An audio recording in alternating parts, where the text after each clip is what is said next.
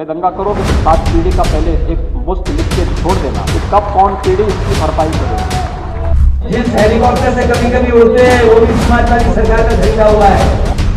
खासकर सपा सरकार में जो गुंडे बदमाश व माफिया आदि, ये निर्णय उत्तर प्रदेश की हर एक महिला के लिए है जो बदलाव चाहती है।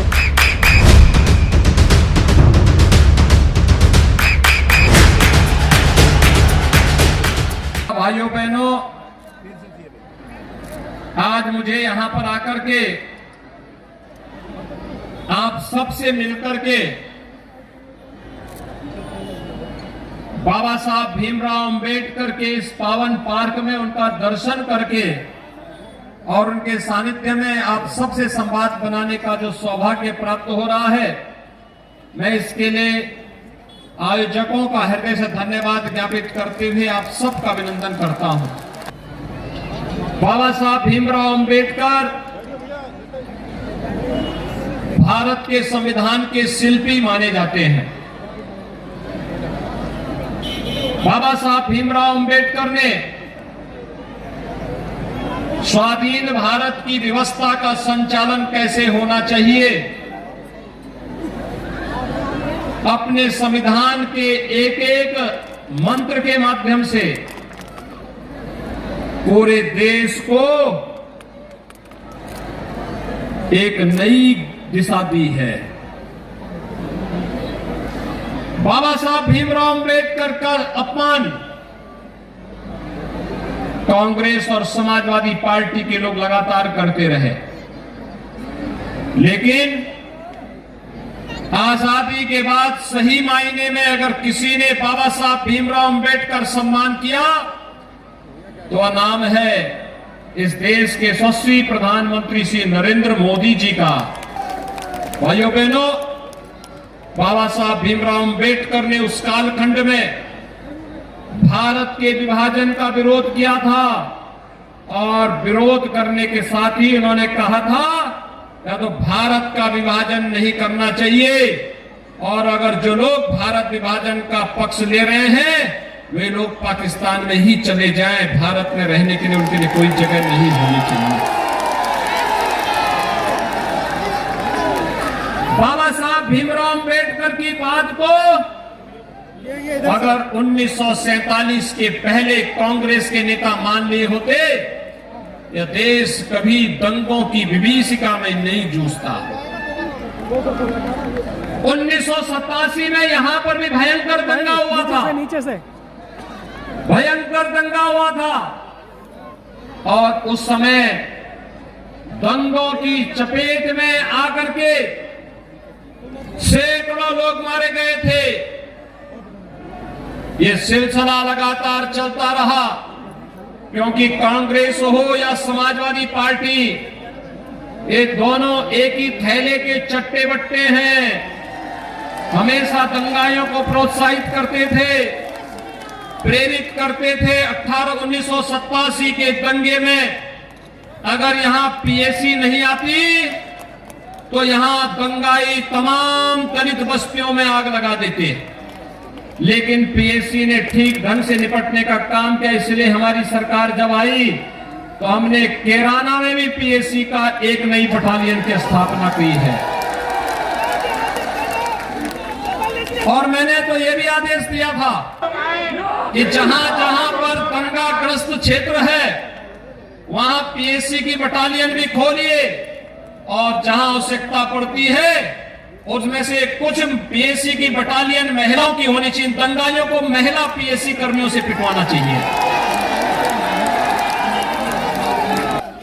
समाजवादी पार्टी और कांग्रेस की सरकारें आती थी, दंगा शुरू हो जाता था,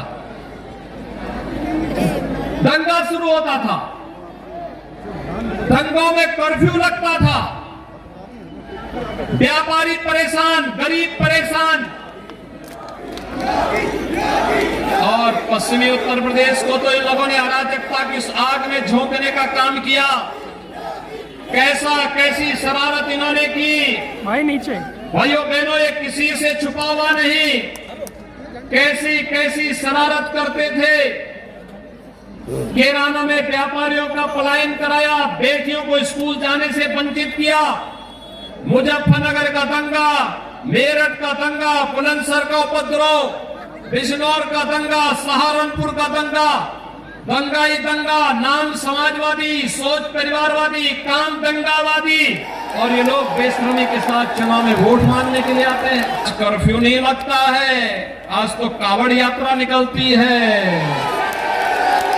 कावड़ यात्रा देखी ना, कावड़ यात्रा पिछली सरकार क्यों नहीं निकालती थी? उनको लगता था कि कहीं वोट बैंक उनका खिसक न जाए। जो लोग वैक्सीन के बारे में गुमराह करते थे, ये वैक्सीन मोदी वैक्सीन है, ये वैक्सीन मोदी वैक्सीन है, नहीं लेंगे, वे झूठे साबित हुए ना। इसी वैक्सीन ने तो जान बचाई है। तीसरी वेव कब आई कब चली गई किसी को पता ही नहीं। मोदी जी ने 135 करोड़ लोगों की जान को देश के अंदर कोरोना महामारी में बचाया है, और हम सब मोदी जी के साथ खड़े हैं। ये संकल्प हमारा होना चाहिए। और जो लोग इस वैक्सीन के खिलाफ दुष्प्रचार कर रहे थे, उनके मुंह पर जोरदार तमाचा मारना चाहिए अब कि तुम जीवन के साथ खिलवाड़ कर रहे थे। पहले तो दंगों के कारण, कर्फ्यू के कारण लोगों को तबाह किया, दंगों में निर्दोष लोगों को मरवाया, और बाकी जो बचा कुचा था उसमें कोरोना से लोग मरवाना चाहते थे। लेकिन भाइयों बहनों, आज न कर्फ्यू से कोई तबाह होगा, न कोई कोरोना से पस्त होगा, क्योंकि मोदी जी जो हैं और प्रदेश में भारतीय जनता पार्टी की आपकी डबल इंजन की सरकार जो है, इत्र वाले मित्र के घर। और इसलिए भाइयों बहनों, हम लोगों को ढूंढना पड़ा था एक ऐसा बुलडोजर जो स्वयं ढूंढ सके इनके इत्र वाले मित्र के घर को,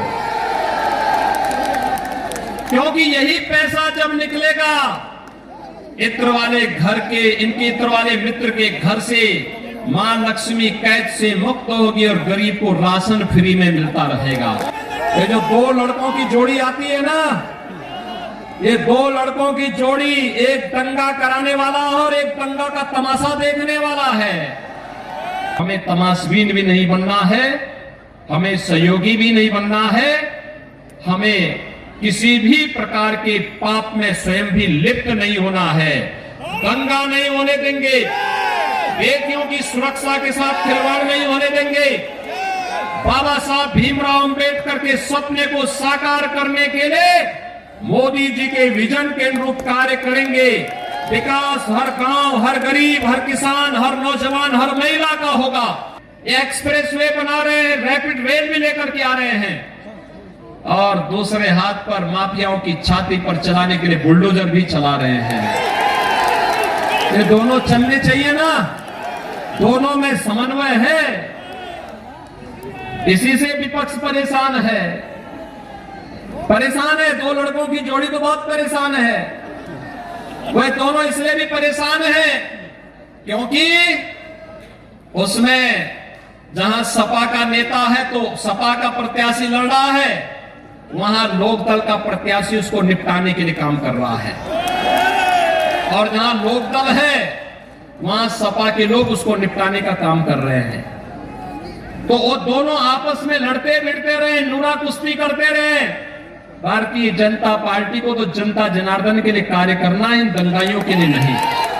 और भाइयों बहनों, मैं आपको आश्वस्त करता हूं, विकास और सुरक्षा के मुद्दे पर गरीब, दलित, वंचित महिलाओं की सुरक्षा और उनके सम्मान के मुद्दे पर, किसानों के सम्मान के मुद्दे पर कोई समझौता नहीं होगा।